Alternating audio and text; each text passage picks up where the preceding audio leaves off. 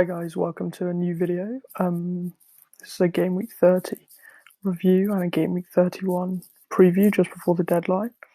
I got 61 points last week.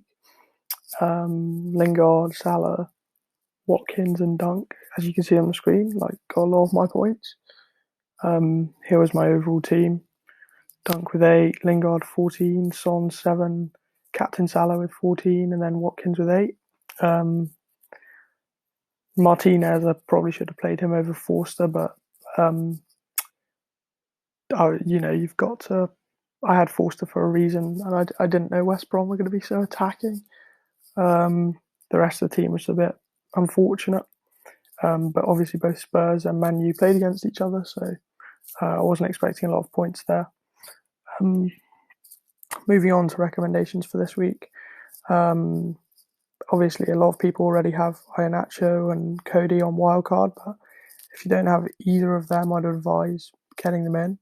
As you can see, some of the stats on screen, they both have some great fixtures and are pretty good for their price, even though they have gone up in the last few days if you haven't got them.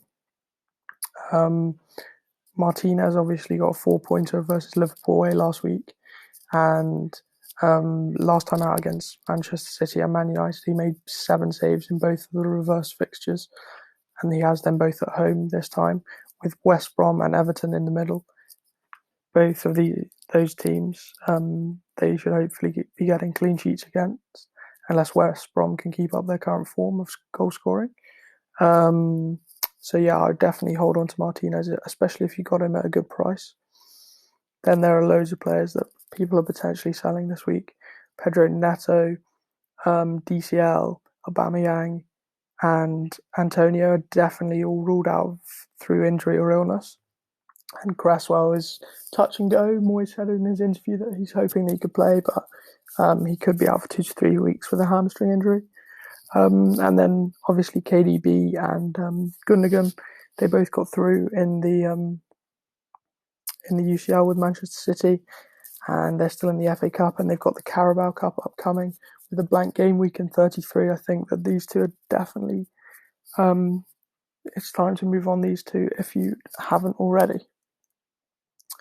And then in terms of avoiding players, expensive defenders at the moment, I think there seem to be a lot of goals at the moment in the Premier League, so potentially centre-backs with little attacking threat or full-backs with poor fixtures that are expensive.